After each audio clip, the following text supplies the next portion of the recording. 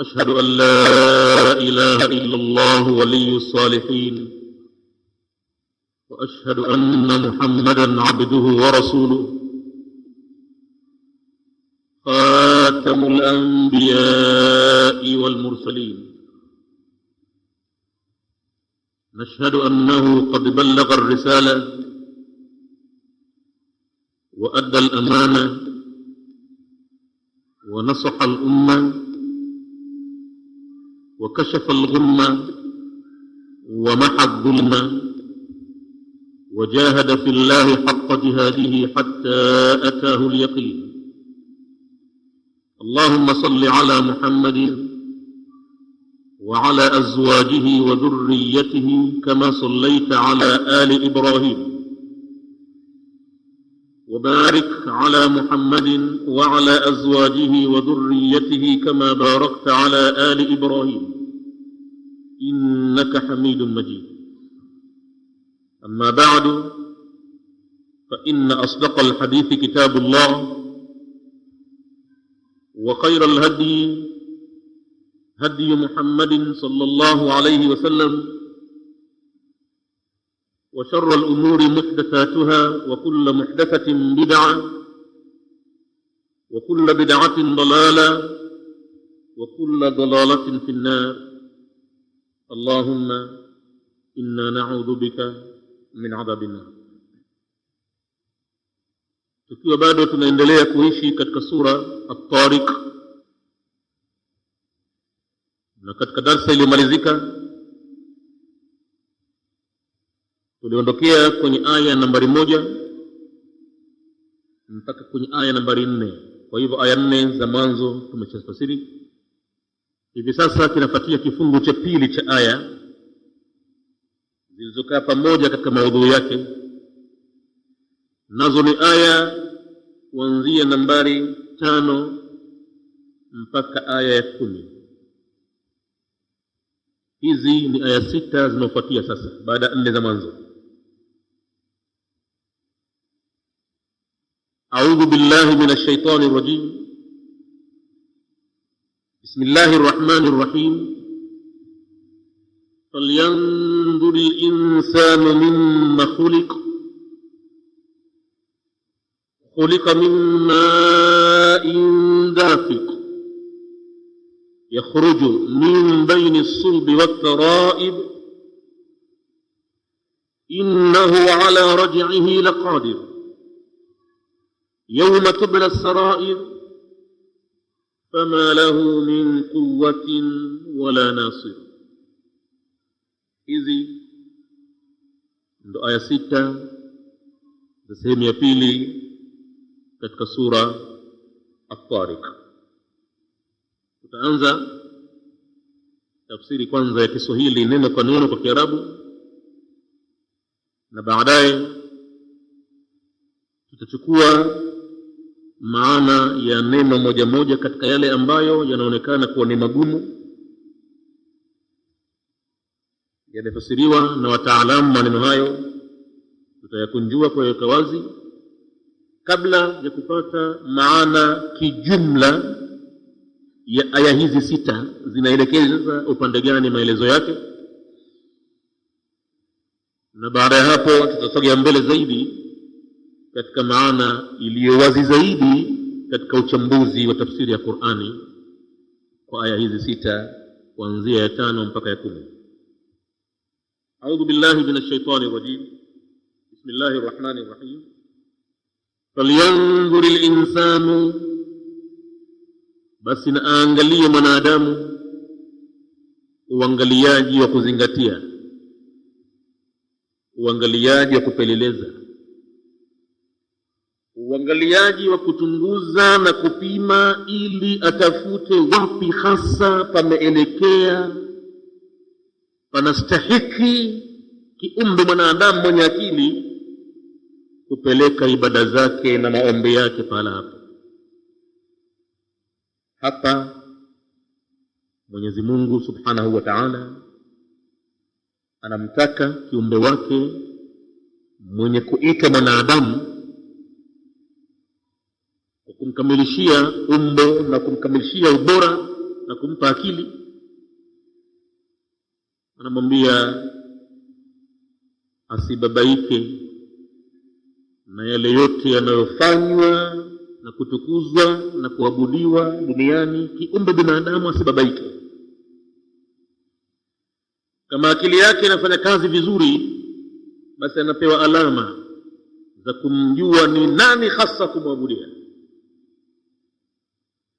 na wapi akiwa na haja yeye apeleke maombi yake katika mambo ambayo hawezi kuyafanya yoyote, ila kuna super power maalum za kuweza kutatua mambo hayo. Wapi apeleke mambo hayo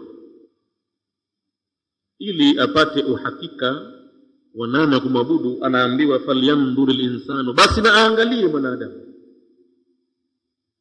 mimma khuliqa, kutokana na kitu gani yeye ameumbwa. Maana dalili kubwa kuliko zote, dalili ni nyingi za kumtambua Mwenyezi Mungu yupi hasa wa kumwabudia. Dalili moja katika ukubwa wa dalili ni dalili ya kuumba. Yoyote asiyeumba kwa maana hiyo hafai kuitwa Mungu, na kama ataitwa Mungu basi na adaiwe hoja hii ya kuumba, halafu kama anaweza kustahiki ibada abudiwe kwa hoja ya kuumba.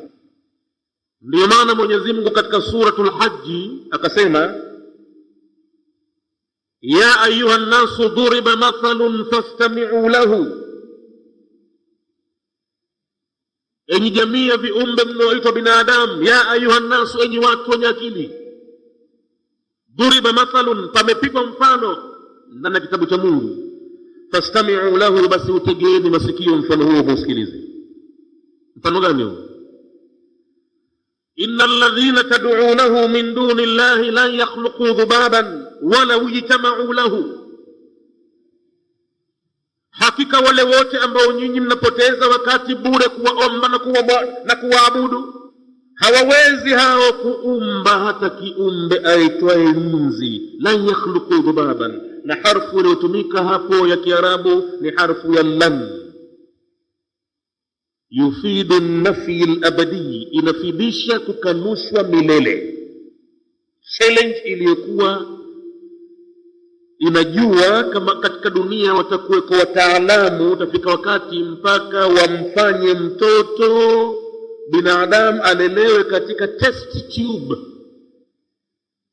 manii yachukuliwe ya binadamu mwanamume yawekwe katika test tube kwa kuchanganywa na yale maji ya mwanamke yenye kutoa buwaidha, yai, pamoja na sperm ya mwanamume yule, halafu kiumbe anakuwa hai katika chupa maalum na anakuja duniani, pengine anaishi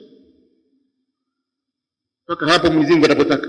Mwenyezi Mungu alijua kwamba ulimwengu utafikia wakati huo, na akaweka maneno lan yakhluqu, bado hawajaumba. Maana manii wametoa wapi? Wamemkamua yule binadamu aliyemuumba Mwenyezi Mungu, bado hawajaumba kitu. Lan yakhluqu dhubaban, hatu hawataweza kumuumba watilamal binadamu mwenye hadhi, mwenye thamani. Laqad khalaqna al-insana fi ahsani taqwim, sisi tumemuumba mwanadamu katika uzuri wa mtengenezo wake ni mkubwa mno. Basi mwatilie mbali binadamu huyo ambaye walaqad karramna bani adam, sisi tumemuumba mwanadamu tukamtukuza. Wahamalnahum fil barri wal bahri, na tukawachukua katika safari zao za nchi kavu na baharini. Warazaqnahum min at-tayyibat, na tukawaruzuku katika namna nzuri za vyakula. Wafaddalnahum, na tukawatukuza wanadamu ala kathirin mimman khalaqna tafdila, juu ya wengi ya viumbe tuliwaumba tukawatukuza binadamu kwa tafdila nyingi sana. Aachiliwe mbali, hawamwezi huyo. Lan yakhluqu dhubaban, wanaoabudiwa hawawezi kumuumba hata nzi. Na nzi katajwa hapa maksudi huwa ni kiumbe hafifu cha upuuzi kabisa, chenye kupatikana ovyo katika mayai yaliyo mengi. Pategemea pala pana uchafu tu, basi atatoka nzi automatically.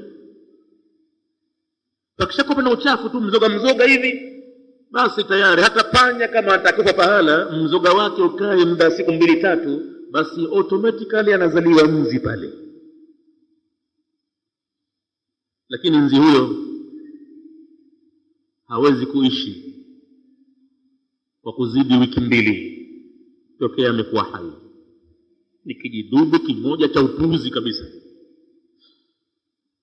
ingawa madhara yake ni makubwa mno, lakini hawezi kuzunguka zaidi ya wiki 2. Hayo wameyathibitisha wataalamu walioshughulika na uhai wa viumbe kama hivyo. Vijidudu nzi wakamwona kweli kabisa hawezi kuzidisha wiki 2 uhai wake. Nzi hawezi kumuumba tena, kumuumba kwenyewe. Wala wijtamau lahu, hata kama watakusanyana wataalamu waliobobea na mailmu makubwa kwa ajili ya kumfanya kiumbe kama nzi huyu awe wao wenyewe, hatokani na material yoyote ya Mwenyezi Mungu.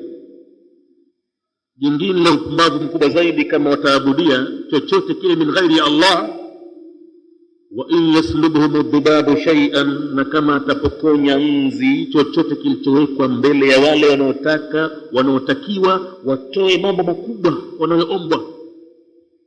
Kama watawekewa vyakula pale na nzi aje pale apokonye chakula kile, awe anachukua yeye, waungu wale. La kusikitisha, binadamu kaipumbaza kabisa akili yake kwa kutaka haja pale, ni kwamba wale waliowekewa vyakula la yastanqidhuhu minhu, hawawezi kujiokoa wakamfukuza nzi ili asile wale wenyewe waliokusudiwa. Kwa hali kama hiyo, dha'afa at-talibu wal matlub, amedhoofika, amekuwa mpumbavu na mpuuzi, mwenye kutaka haja yake pahala hapo, na yule mwenye kutakwa naye mpumbavu wa mwisho kabisa. Basi bora huyo binadamu aliyekwenda kuomba pale angalau ana uwezo wa kuingia kwenye kichaka, akafyeka mikongweshari akaweka upande, upupu ukwaji akaweka upande, kama kuna chage chaweni pale akakifagia chote, ili wakija watu pale angalau pate njia, angalau binadamu afadhali. Huyo anaoendewa pale kwenye mzimu hajiwezi yeye kwa hakika hata kumfukuza nzi. Hoja ya kuumba ni hoja kubwa sana katika hoja za kuthibitisha kuwepo kwa Mwenyezi Mungu, na kuthibitisha kama Mwenyezi Mungu huyo lazima awe mmoja tu, hana mshirika.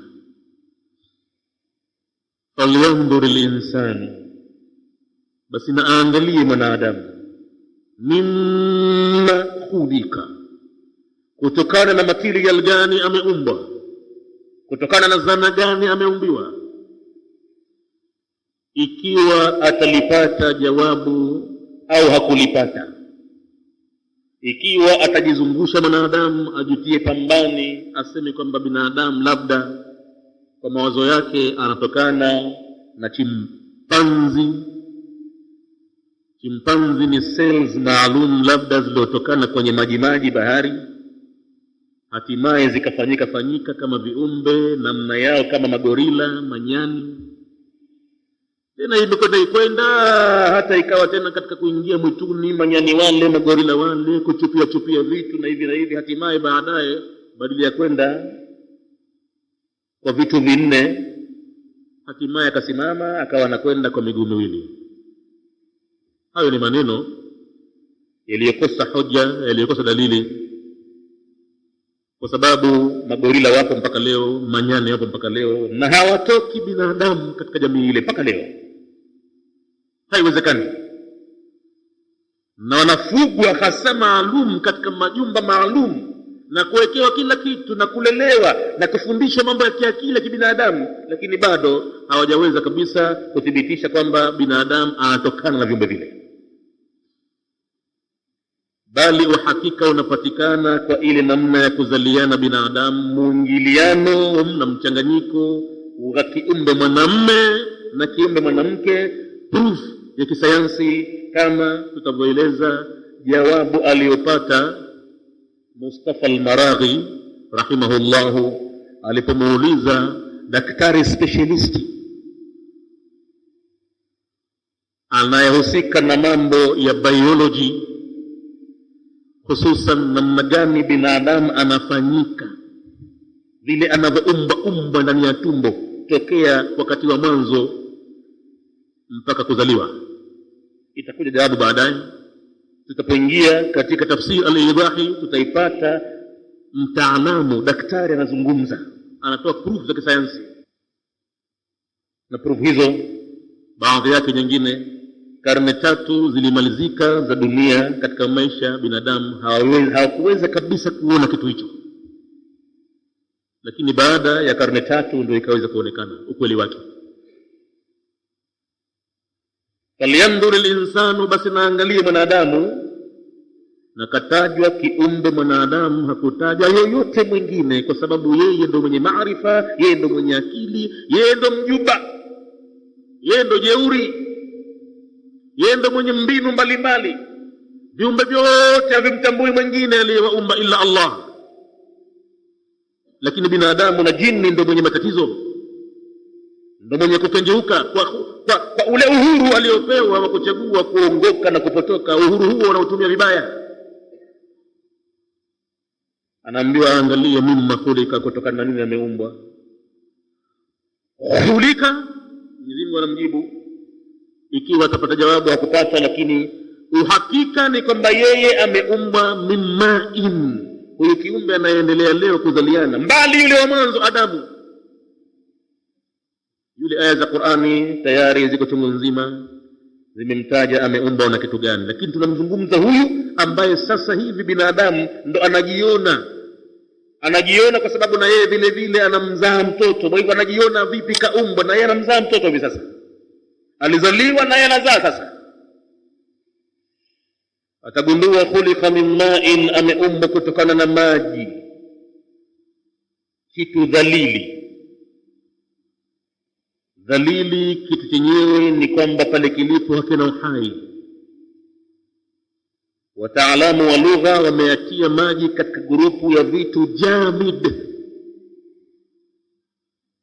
vitu vigumu visipokuwa na uhai.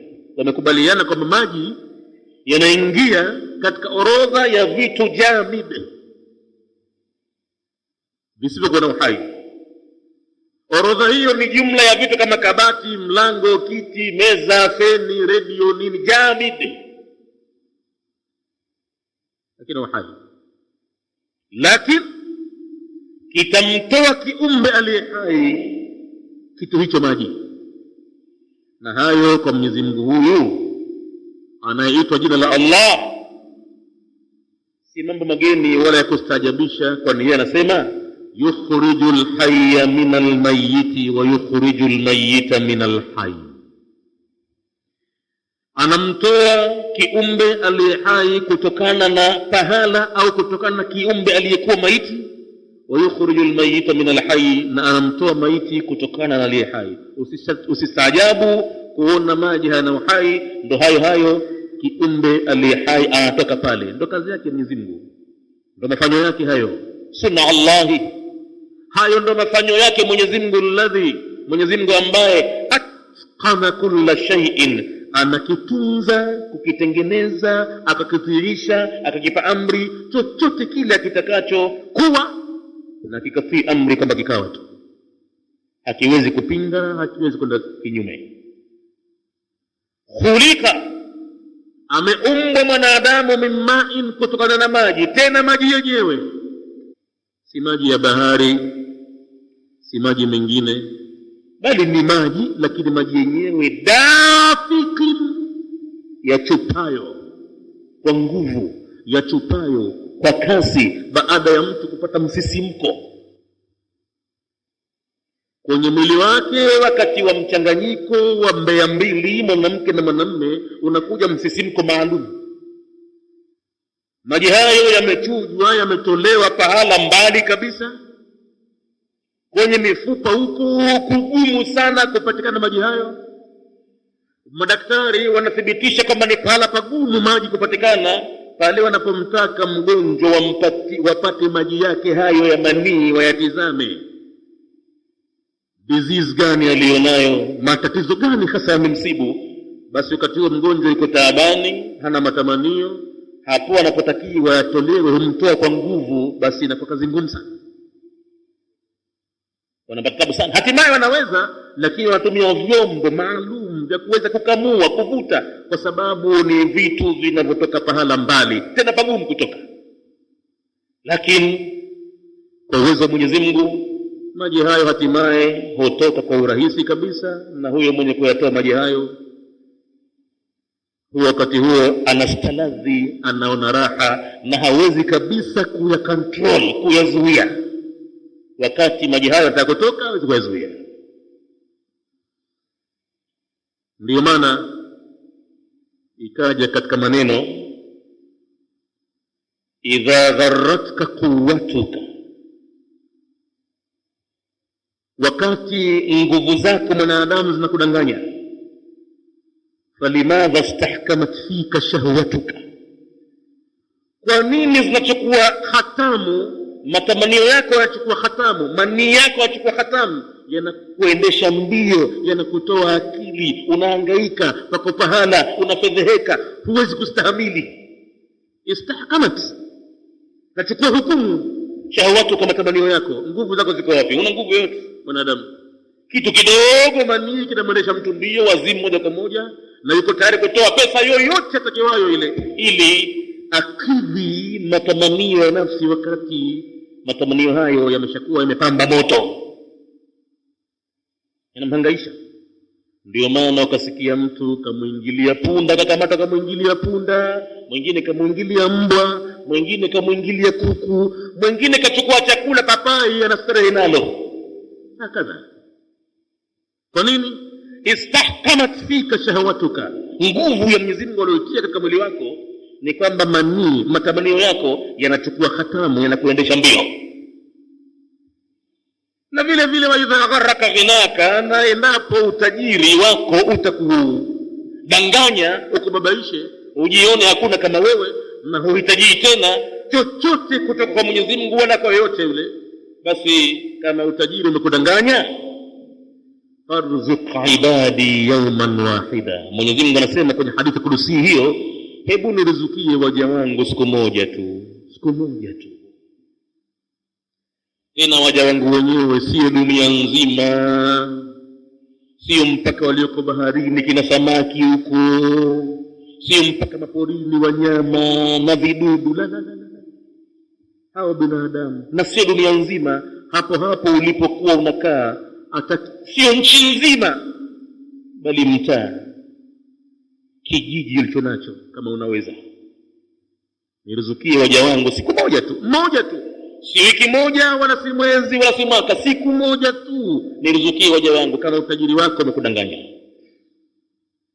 Mwanadamu anabakia ameenewa, hawezi kutoa jawabu. Falyanzur linsanu, basi naangalie mwanadamu, mimma khulika, kutokana na nini ameumbwa. Khulika, atajikuta yeye hana la kujibu isipokuwa uhakika wa mambo utambainishia kwamba yeye ameumbwa kumbe mimma indafiqin, kutokana na maji ya chupayo. Hayo maji ya kichupa ndani yake yameburura funza, yamemburura mdudu mdogo, udogo wake hawezi kuonekana kwa macho ya kawaida ya binadamu, labda kwa darubini zenye kukuza vitu vilivyokuwa havionekani vikafanya vikubwa vionekane. Na darubini hiyo, microscope, inapotumika kutazamia viumbe hivyo, atashangaa mtu katika matone mawili matatu ya maji hayo ya chupayo, kumbe mna viumbe kwa maelfu, kwa malaki, kwa mamilioni. Katika matone yaliyochupa mawili matatu, viumbe hivyo ambavyo ndio vinafanyika binadamu, basi kumbe pale kwa hakika viko jumla yake kwa mamia, kwa maelfu, hata malaki, hata mamilioni wakati mwingine.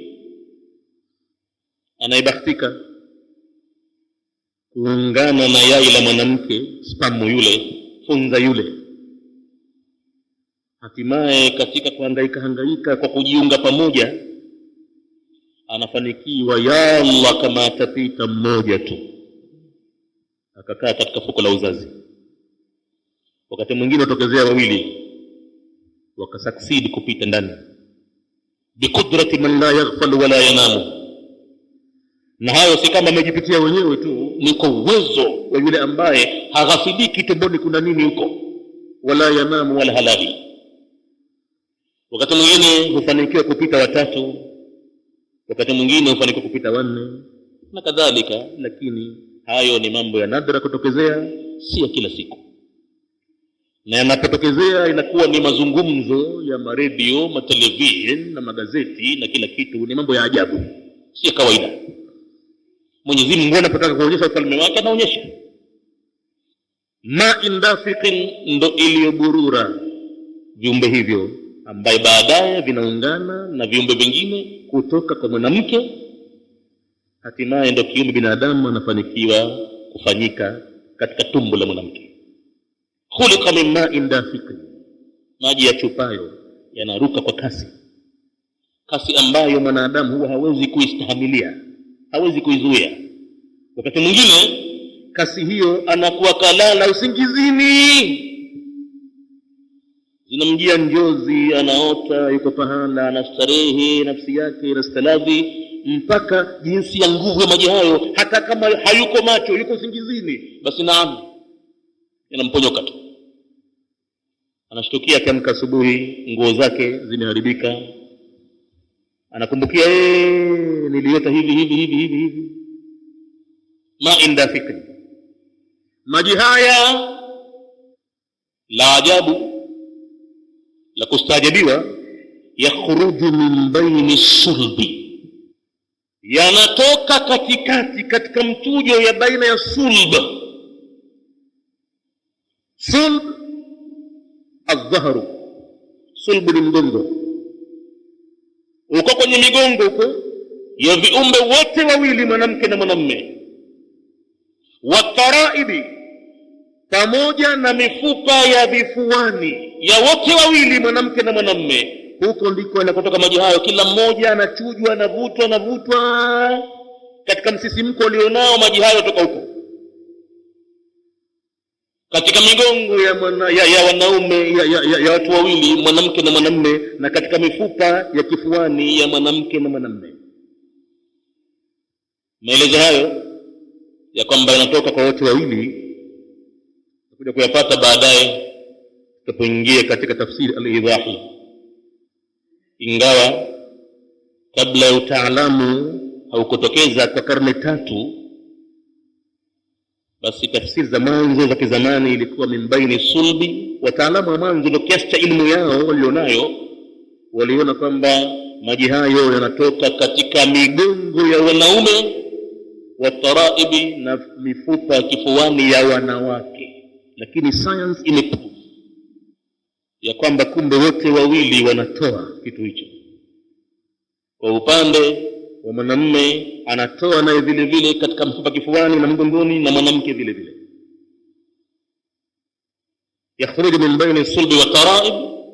Kwa hivyo innahu, hakika huyo aliyeumba kiumbe binadamu kwa maji hayo na akayatoa hapo, kwa hakika Mwenyezi Mungu huyo ala raji'ihi, juu ya kukirejesha kiumbe chake baada ya kukizibia pumzi. Kwa kuwa kayatoa hayo maji tu peke yake pahala pagumu kutolewa, akili haikubali kwamba hayo maji yako hapo, vipi yameingia? Na kwa kitendo chenyewe cha kusababisha mpaka maji yakaja yakatoka, kwa hakika akili haiwezi kukubali. Ni mambo magumu mno. Innahu, hakika Mwenyezi Mungu yeye ambaye katika kuzungumza mambo haya ametumia mabniyun lilmajhul, kujengewa yule ambaye hakutajwa, hajulikani, lima lam yusamma fa'iluhu, hakutajwa mfanyaji wake pale kwa hikma maalum, question mark. Mazungumzo yameanza vipi? Falyanzuril insanu mimma khuliqa, na aangalie mwanadamu kutokana na nini ameumbwa. Nani muumbaji? Kajificha kidogo. Anaachiwa mwanadamu mwenye akili aanze kuperemba akili yake, afikirie ni shetani, ni mzimu wangu, ni hili jiwe hili niloliabudu nikalichonga nikalinunua, dhahabu yangu ndio ifanya kama sura ya binadamu hivi kananitisha. Mimma khulika, kutokana na nini ameumbwa. Amtafute kwanza nani anaweza kufanya hivyo. Anamwambia khulika, ameumbwa, hakujitaja nani muumbaji. Khulika, ameumbwa, min ma'in dafiqin, kutokana na maji ya chupayo. Maji ya chupayo hayo yakhruju, yanatoka min baini sulbi, baina ya migongo, wa taraibi, na mifupa ya kifuani. Innahu, sasa anajitokeza muumbaji, hakika Mwenyezi Mungu yeye, yani inna Allaha, innahu, hakika Mwenyezi Mungu, ala raji'ihi, juu ya kukirejesha kiumbe hichi baada ya kukizibia pumzi akakifisha, la qadir, wallahi yeye ni muwezaji. Hana taswiri, ni funza, hana pahala ambapo inaonekana kama pua itakaa kwa saizi kadha, wala midomo wala macho, hana taswiri, ni funza, atikisika tu kama unamwona jongoo kichachacha vile, na nyoka mdogo vile vile. Hana alama kwamba hapa itafanyika miguu, hapa atakuwa na kiungo cha siri uchi, hakuna alama yote. Kwa hakika kumtoa kiumbe katika namna kama hiyo, innahu, hakika Mwenyezi Mungu yeye si wa kufanyiwa maskhara, wasistaajabiwe kabisa wanaochora picha ya Nabii Muhammad kwenye magazeti kisha wakatoa ufidhuli, uvundo wa kumtukana mtume, wasistaajabiwe. Kwa nini? Kwa sababu wao wameweza kumchezea Mwenyezi Mungu huyu mwenye uwezo kurejesha kiumbe, wamemchezea kiasi kumfanyia display, tamthilia, michezo ya kuigiza. Watu mbali Nabii Muhammad wamemfanyia Mwenyezi Mungu mchezo gani? Mwenyezi Mungu amekuwa crucified, amesulubiwa, wakamtoa kiumbe binadamu, akamfanya na shepu ya kiungu. Kwa nini tunasema shepu ya kiungu? Kwa sababu itikadi yao Isa ni Mungu, na anamwita Mungu, na kama si Mungu basi mtoto wa Mungu, na mtoto wa Mungu anakuwa yuko sawa na yule baba yake. Si ndivyo inavyokuwa? Mtoto si mrada babie au mamie, basi madamu na Mungu atakuwa kama unavyomuona Isa na Mungu yuko hivyo. Au ni sehemu moja katika sehemu tatu zenye kwenye mburuka za Mungu. Wasistaajabiwe kuchora picha ya Nabii Muhammad wakamfanya sura yake imekaa kadha. Sistaajabiwe. Mwenyezi Mungu amemfanya tamthilia, wakamfanya kafungwa majiti kwenye krosi namna ya msalaba, kabebeshwa dude kubwa, matakataka, miba, anaadhiliwa Mungu huyo, na pita kipigwa, kisha katundikwa msalabani, na baadaye akauawa huyo Mungu. Wala akili hazitaki kujiuliza kuuawa huko alikouawa huyu kwa muda siku 3, tokea Ijumaa mpaka Jumatatu, tokea Ijumaa Kuu mpaka Easter Monday. Dunia ikiendeshwa na nani? Imekaa vipi? Mbingu zimewezaje kustand pale zilipo? Na mwenyewe Allah subhanahu wa ta'ala anasema, inna Allah yumsiku samawati wal arda an tazula, tuia mbingu na ardhi kwamba zisiondoke. Fa idha laka, na kama ataziachilia ziondoke mbingu na ardhi, in amsakahuma min ahadin min ba'dihi, hakuna yoyote wa kuweza kuzizuia zikabaki, kila kitu kitabaki. Zipo zimebaki bikudrati man la yaghfal wala yanam, kwa sababu ya nguvu na uwezo wa yule ambaye haghafiliki, halali, hana sifa ya kuuawa, hana sifa ya kuzaa, alladhi lam yalid wa lam yulad wa lam yakul lahu kufuwan ahad, na hakutokezea huko nyuma yoyote kufanana naye. Wasistaajabiwe matokeo yake yoyote wanayofanya dhidi ya Nabii Muhammad na dhidi ya Uislamu. Kila wakifanya vitimbi, basi ndio wanaofanyia propagation Uislamu, ndio kabisa wanamzidisha Muhammad cheo kikubwa zaidi. Waliokuwa hawana habari naye itabidi wajiulize, wamsome sasa, kwa sababu ya fidhuli kama hizo. Usijabiwe. Mwenyezi Mungu hapa anasema, innahu, hakika yeye, ala raji'ihi, ndio kukirejesha kiumbe baada ya kukipa uhai, akikimalizia uhai, akikizidia pumzi. Hayo anayofanya makubwa zaidi kuliko kukirejesha kiumbe. La qadir, yeye ana uwezo. Si Mwenyezi Mungu kufanya maskhara huyo. atakirejesha katika gani? Yauma, katika ile siku tubila sarairu, siri zitakapojaribiwa, siri zitakapofanyiwa mtihani mkubwa, mambo yaliyofichwa huko uchochoroni kwenye vifua hayakutoka hata mdomoni, hata hakusema mtu, kagumbika vitu ndani kwa ndani, dhamma zake alizonazo kuhusu Mwenyezi Mungu, fikra, wasiwasi alionao kuhusu Mwenyezi Mungu, kila kitu kitatolewa nje, mpaka fikra zake kuhusu Mwenyezi Mungu. Mtu ataambiwa wewe unadhania hivi. Uongo kweli? Si ukimpa Mwenyezi Mungu sura wewe, hata kama unamwabudu unamfanya kama namna yake, figa yake iko hivi, upo tu pale, iyyaka na'budu wa iyyaka nasta'in, imagination yako wewe unamfanya Mwenyezi Mungu hivi. Yauma tubla sarairu, siku zitakapojaribiwa, tuhtabaru wa tumtahanu, na kufanyiwa mtihani siri zile, maana mambo makubwa yatatokeza siku ya kiyama. Siri za moyoni zajulikana, mpaka fikra zake mtu vipi akimuimagine Mwenyezi Mungu zitatolewa pale. Wewe uliambiwa laisa kamithlihi shay'un, tena ukijitabishia nini kujipa mawazo Mungu kakaa vipi kaka?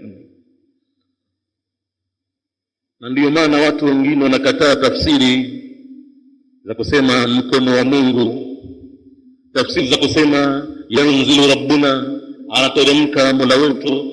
Wanazikataa tafsiri hizi kwa sababu wamefanya imagination katika akili zao. Wakishasema kwamba Mwenyezi Mungu ateremka, washamfanya Mwenyezi Mungu sura yake iko na kaza. Atateremkaje? Usimfanyie imagination, kisha sema mwenyewe. Na katamka mtume aliyekuwa Mwarabu, hakuitolea mtume taawili yoyote maneno hayo, kaacha hivyo yanzilu rabbuna. Hakusema kwamba malaika hapo manake, hakusema chochote, kaacha hivyo. Nuzulan yaliku bijalalihi, huo ni uteremkaji unaolaiki na utukufu wake Mwenyezi Mungu mwenyewe. La shabih, hakuna mshabaha. Innahu ala raj'ihi laqadir yawma tubla sarairu, siku zitakapotolewa nje zikadhihirishwa siri zote, zitakapodhihirishwa siri zote, fama lahu min quwwatin, hapatatokezea na yoyote kwa siri hizo na kwa binadamu huyo yoyote mwenye nguvu, au hapatatokezea na super power yoyote ya kuweza kuisaidia nafsi ya binadamu, wala nasir, wala mwokozi yoyote. Nguvu hizo si kutokana na yeye mwenyewe mwenye siri hizo, wala kutoka kwa mtu mwingine. Hata kama kapoteza wakati kumwabudu na kumuomba miaka na miaka, hakuna super power zitakazotokezea pale kumsaidia kumuokoa na hatari itakayomkabili mtu kama kaishi vibaya katika ardhi hii. Hizo ni aya 6 kuanzia aya nambari 5 mpaka 9 kwa tafsiri ya neno kwa neno. Baada ya hapo, hebu tuangalie mufradati kidogo, yani maneno yanayoonekana kwamba labda ni magumu. Kwa mfano, yakhruju min baini falyanzur al-insanu mimma khuliqa min ma'in dafiqin. Kalimatu dafiqin,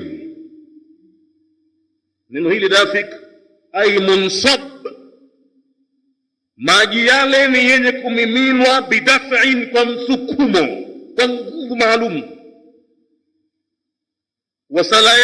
wasayalanu, na mtiririko, wa sura, na kasi ya kutoka kwake. Msukumo wenyewe ni kasi mkubwa sana, yanaweza kuchupa kafika mbali.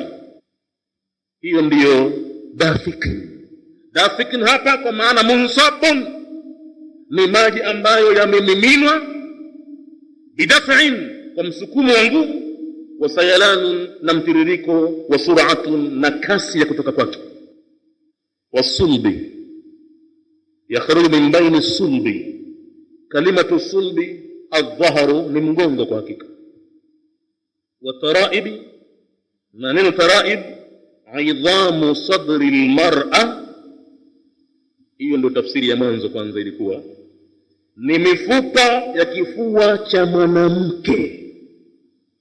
Tafsiri za mwanzo zote za kina Suyuti na nyingine wameona kwamba hapa taraibi ni mifupa ya kifua cha mwanamke tu, hakumtia mwanamume. Walmuradu, lakini madhumuni hapa, min baini sulbi rajuli,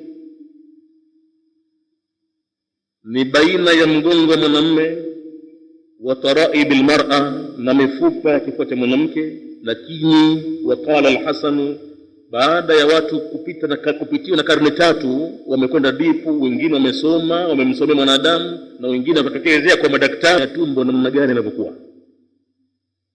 Kwa hivyo al-Hasan amesema, waruwiya an Qatada, imesimliwa kutoka kwa Qatada, yakhruju min baini sulbi kulli wahidin, kwa hakika maji haya yanatoka katikati ya mgongo wa kila mmoja, min arrajuli wal mar'a, kutokana na mwanamume na mwanamke, wote wawili wanayatoa maji hayo.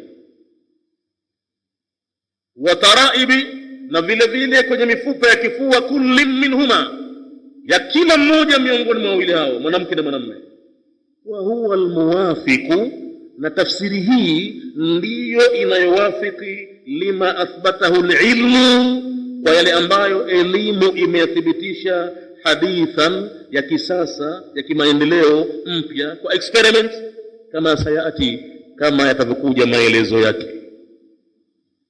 Tukifika katika tafsiri idhahi yatakuja maelezo.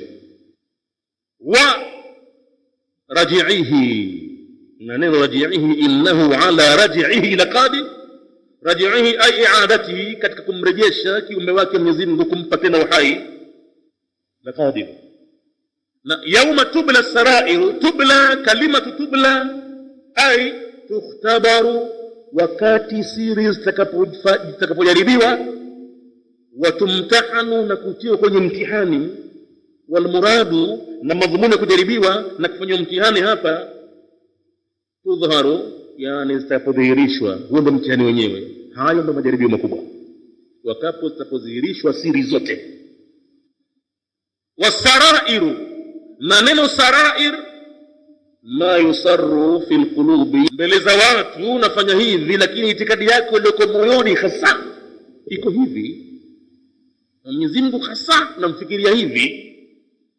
Ingawa nasema iyyaka na'budu wa iyyaka nasta'in, lakini kwenye imani hasa Mwenyezi Mungu si mwenye uwezo kukusaidia wewe, ni kisu cha ukili na ndimu, labda ndo mlizi wa mwanao uliyemzaa. Ndio maana kumwekea ndimu na kisu cha ukili pale kwenye kichwa chake mtoto baada ya kumzaa, ulimwachia, hukumfanyia ruqya, hukumwachia Mwenyezi Mungu. Kwa hakika hukuomba kwa Mwenyezi Mungu, kumwambia u'idhuka bikalimati llahi tamma, mwanangu mchanga, hujiwezi hapo ulipo, lakini mimi nakulinda wewe kwa maneno ya Mwenyezi Mungu yaliyotimia, min kulli shaitanin wa hamma, kutokana na kila shetani na ile himma yake ya kutaka kudhuru, wa min kulli ainin lama, na kutokana na kila jicho la husda lenye kuhusudi. Ukifanya ruqya hiyo, umechukua vitu vitakataka, herizi, mvuje, madobasha gani, mtoto mchanga hapo alipo, mizigo tele imelemea mkono na nini, hukumwachia Mwenyezi Mungu. Kwa hakika siri hizi zote hizi zitolewa katika vifua, kila mtu alichokiitakidi kutoka nje. Waniyati, na makusudio mazuri au mabaya yatatolewa nje. Hata kama mtu akufanya kitendo, lakini makusudio yake kama ni mazuri yataonyeshwa vile vile, ulikuwa na mawazo haya, lakini taufiki ya Mwenyezi Mungu haikuja. Mwenyezi Mungu atakulipa kwa nia yako nzuri, na wenye makusudio mabaya vile vile yatatolewa nje vile vile. Wama khufiya min al-a'mali, na hata vile vitendo vilivyofichwa vikafanywa siri usiku wa manane, kwa kufungwa madirisha na vyumba, milango. Wahiduha sariratun, ikiwa ni moja huambiwa sariratun, ni siri, na zikiwa nyingi huwa as-sarairu, yauma tubla as-sarairu. Baada ya kupata tafsiri kavu kwanza tupu ya Kiswahili, na baada ya kupata vile vile maana ya maneno ambayo pengine inakuwa ni magumu kufasiriwa, sasa tunaingia katika al-maana al-jumali, maana yake hizi aya 6 kijumla, kuanzia aya nambari 5 mpaka nambari 10. Maana yake kijumla aya hizi, baada an bayyana subhanahu anna al-insana lam yutrak suda, baada ya kubainisha Mwenyezi Mungu aliyetakasika ya kwamba hakika mwanadamu hakuachwa ovyo, wanyama macho ovyo,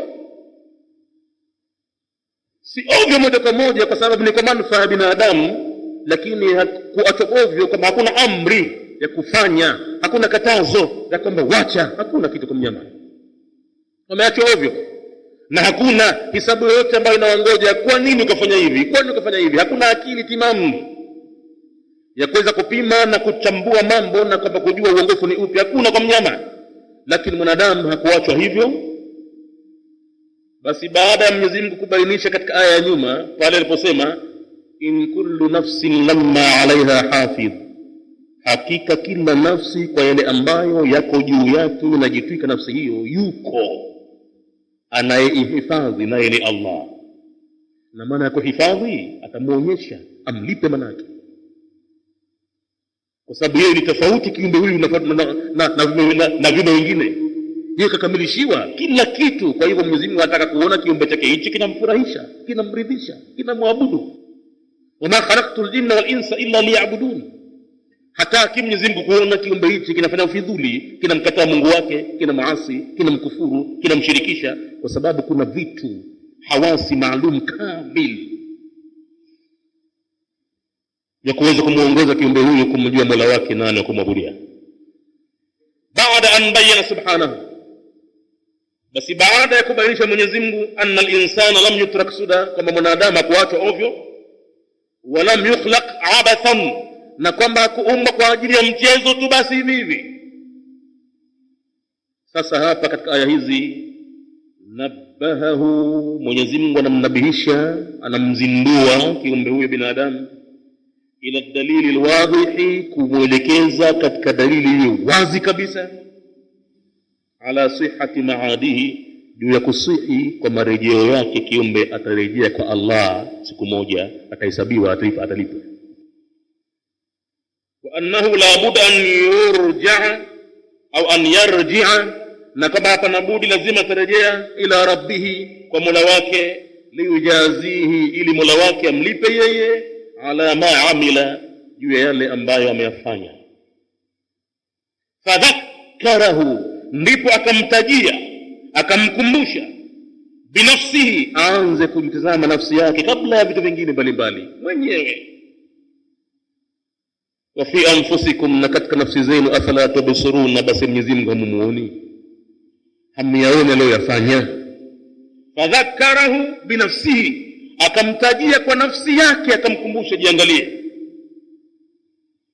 Walafata nadharahu, na akauvuta na kugeuza mtazamo wake, ila kafiyati khalqihi, kwa namna gani ya kuumbwa kwake, wa munshaihi, na namna gani vile alivyoanzishwa hata akawa mtu kamili. Kamvuta mtazamo wake, anamwambia angalia. Na kuangalia huko kwa hakika wanafaidika zaidi na wale watu waliozama katika biology, wakamsoma binadamu, wakaingia mpaka katika udaktari, wakamuona hasa binadamu anakuwa vipi anafanyika tumboni. Hao ndo wanaoweza kufaidika hasa na nadhari hii, mtazamo huu. Wengine tunapokea kijuujuu tu basi, lakini wao kwa hakika ndo wanaona hasa Mwenyezi Mungu uwezo wake, kwa sababu innama yakhsha Allah min ibadihi al-ulama, katika wanaoweza kumwogopa Mwenyezi Mungu sana ni katika waja wake waliobobea katika taaluma. Na taaluma zingine ni zile za practical, unakisoma kitu mpaka unakifanyia kazi, unaona hasa. Wa annahu, na kwamba binadamu huyo khulika min alma'i dafiq, anamjulisha kwamba ameumbwa kwa maji ya chupayo, alladhi la taswirun fihi, maji hayo hayana sura yoyote ndani yake, si sura ya punda wala ng'ombe wala nyoka wala guruguru wala panya wala paka, hamna sura. Sikwambii binadamu hivi anavyoonekana ndo kabisa. Katika maji hayo yumo mdudu, yumo funza, basi hana sura yoyote. Wala takdirun, na wala hakuna uwezo wowote ule, lilalati, wa kutumia vyombo maalum, allati, vyombo ambavyo yadhharu fiha amalul hayati, vinaweza kutokezesha ndani yake ile kazi ya uhai. Hakuna chombo chochote kilichotumika kal a'dha'i, kama vile viungo vya mikono, miguu. Hakuna katika funza huyo labda kwamba anajifanya mwenyewe, pengine kuna vyombo maalum pale ile funza, anajikamata, anajiviringisha, mara katika kitu hapa, kajipatika hapa, katika kingine kajipata. Hakuna chochote cha funza yule kujisaidia.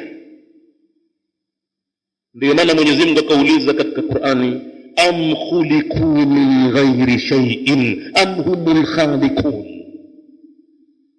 au wao wameumbwa pasina chochote kile cha uumbaji, hakuna muumbaji. Am humul khaliqun, au wao ndio waumbaji, labda wamejifanya wenyewe. Ndio maana wakawa kaidi mno, hawataki kumwabudia Mwenyezi Mungu aliye mmoja, na kama watafanya ibada lazima wamshirikishe. Am khuliqu min ghairi shay'in, au wameumbwa pasina chochote kile. Am humul khaliquna, au wao wenyewe ndio waumbaji, labda wamejifanya wenyewe. Kajipamba mtu, kajichagulia macho yakae vipi, sura yake iwe vipi, na mdomo wake size kajipa mwenyewe labda, na kabla ya hapo pengine kadraw chati maalum, akaichana karatasi labda, akaona hainifai, mbaya hii, ngoja anifanye tena nyingine, akafanya mpaka alipoitizama, sasa hii sura yangu nzuri zaidi, nataka nijifanye kama hivi. Am humul khaliqun, au wao wenyewe ndio wanaojifanya. Wala taqdirun, wala hakukuwa na uwezo wote, lilalati, wa vyombo, allati, vyombo ambavyo yadhharu fiha amalu alhayati, vinatokeza katika vyombo hivyo kazi ya uhai. Kal a'dha'i, kama vile viungo vya mikono, miguu, vidole, kucha, hamkuweko vivyo hivyo. Wa ghairiha, wala jambo jingine lolote kwa funza yule hakuna.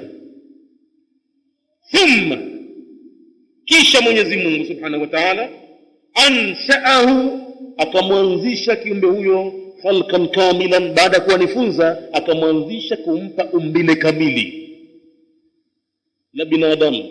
Na baada ya siku 120 kwa 43 tayari anakuwa na kiwiliwili kizima binadamu katika tumbo la mwanamke, kila kitu tayari kipo. Baada ya siku 120 kwa 43 kuzunguka, kichwa kimekaa pahala pake, macho pahala pake, mdomo pahala pake, na kwenye ufizi wake kumeshapangwa kwamba meno yatajipanga vizuri, akija duniani huku atakuja kutoka meno baadaye. Na zimeshafanywa njia za mikojo kutokea, na njia za vinyesi kutokea, na mishipa ya damu inayopeleka kwenye moyo inayosafishwa, alimradi kila kitu kishawekwa tayari. Na mwanzo nifunza ambaye hana sura yoyote. Thumma anshahu, kisha kamwanzisha Mwenyezi Mungu kiumbe wake huyu binadamu, khalqan kamilan, kwa umbile kamili, mamlu'an bil hayati, lililojazwa uhai wa kila aina, sababu ya uhai, wal aqli, na baadaye anakuja kupewa akili, wal idraki, na kutambua, kujua, kuhisi, idraki, kupanga na kupangua, na kumbukumbu ya mambo chungu nzima ya miaka 3, miaka 4, miaka 10, kumbukumbu, mpaka anaaminiwa kwa pahala, kwa sababu ana fikra nzuri, kumbukumbu nzuri, hasahau kitu, ana mipango ya kazi na hivi na hivi, anaaminiwa, kichwa kinafanya kazi barabara. Hakadha anapewa umma au someshe, anapewa umma au fundishe, kwa sababu nini? Ana kumbukumbu sasa kila barabara. Kwa hivyo na yeye amespecialize katika mathematics, amespecialize katika physics, amespecialize katika hivi, ana kumbukumbu. Wal idraki, kapewa hisia na nini, utambuzi. Qadiran, sasa amekuwa kiumbe huyo ni muweza, ala alqiyami bil khilafati, kwamba yeye ni msimamizi wa mambo ya Mwenyezi Mungu fil ardhi, katika ardhi hii. Bil khilafati, kwamba anaweza kuwa yeye sasa ni mwakilishi wa mambo ya Mwenyezi Mungu, anawekwa hapa kumwakilisha Mwenyezi Mungu. Bil khilafa, inni ja'ilun fi ardhi khalifa, mimi ninaweka enyi malaika katika ardhi mwakilishi wangu, atafanya mambo kwa amri yangu mimi, ninavyotaka mimi. Huyo kiumbe huyo nataka nimweke. Kwa hivyo sasa anakuwa binadamu huyu, huko ndiko anakotoka tayari. Sasa qadiran, ni mwenye uwezo kamili, ala alqiyami, juu ya usimamizi, bil khilafati, wa uwakilishi, fil ardhi, katika ardhi hii. Basi mkusanyiko aya hizi 6, falladhi khalaqahu ala hadhihi al-awdha', yule ambaye amemuumba binadamu katika namna hii, viungo hivi, qadirun, anaweza kabisa an yu'idahu, kukirejesha kiumbe chake ila alhayati, kwenye uhai mwingine, fi yawmin, katika siku ambayo tatakashafu fihi almasturatu, yatatokeza waziwazi katika siku hiyo yale yote ambayo yamestiriwa, yamefichwa. Watubayanu alkhufaya, na kubainishwa yote ambayo yamefichwa kwa siri. Fayakunu ibda'uha zainan fi wujuhi ba'd an-nasi, siku hiyo kutokeza kwake, kudhihiri kwake itakuwa ni pambo katika nyuso za watu, watafurahi. Siku hiyo ndio wanaingojea, hivyo wamekaa makaburini mwao katika barzakhi, wanaingojea siku hiyo tokeza baada kufurahi. Ishara washaziona zamani. Basi itakuwa kutokezea kwa siku hiyo ni zainan fi wujuhi ba'd an-nas, ni pambo, furaha katika nyuso za watu baadhi yao, washinan, na itakuwa ni uchukivu na msawijiko fi wujuhi ba'd akharina, katika nyuso za baadhi ya wengine, kama ilivyosema kwenye Qur'ani, yawma tabyaddu wujuhun wa taswaddu wujuhun, siku ambayo zitapiga weupe baadhi ya nyuso zikang'ara na nyingine kupiga weusi zikasawijika.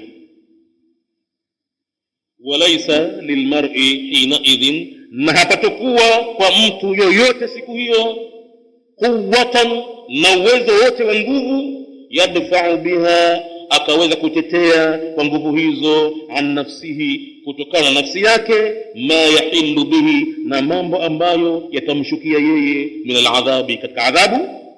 Wala nasirun, wala hakutokezea yote yule kumnusuru, yu'inuhu, wa kumsaidia yeye, ala alkhalasi, juu kumuokoa, min alalami, kutokana na machungu na maumivu.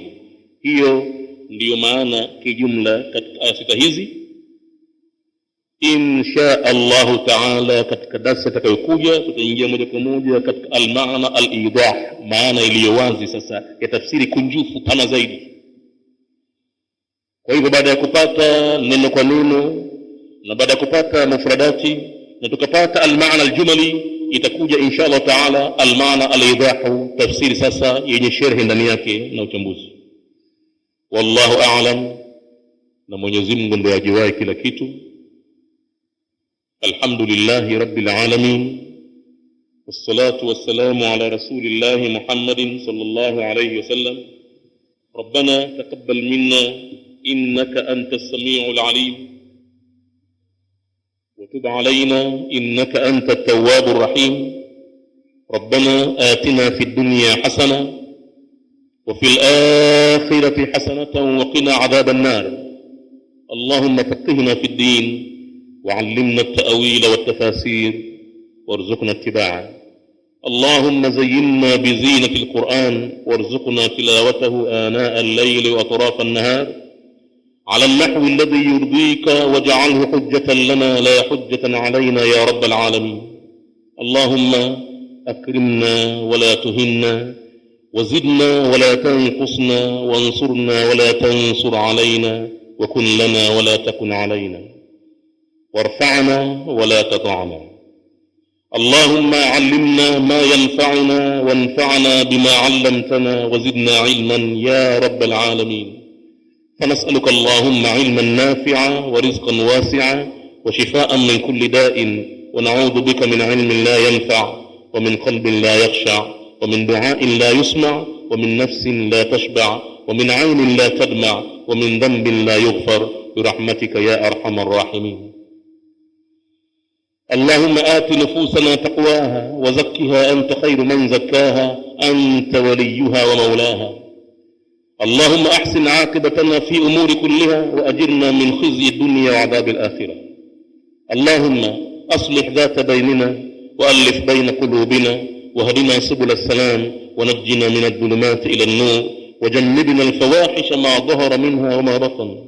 اللهم إنا نسألك موجبات رحمتك، وعزائم مغفرتك، والغنيمة من كل بر، والسلامة من كل إثم، والفوز بالجنة، والنجاة من النار. اللهم لا تدع لنا ذنبا إلا غفرته، ولا كربا إلا فرجته، ولا عيبا إلا سترته، ولا دينا إلا أديته، ولا مريضا إلا شفيته، ولا ميتا إلا رحمته، ولا حاجة هي لك رضا إلا قضيتها يا أرحم الراحمين برحمتك يا أرحم الراحمين.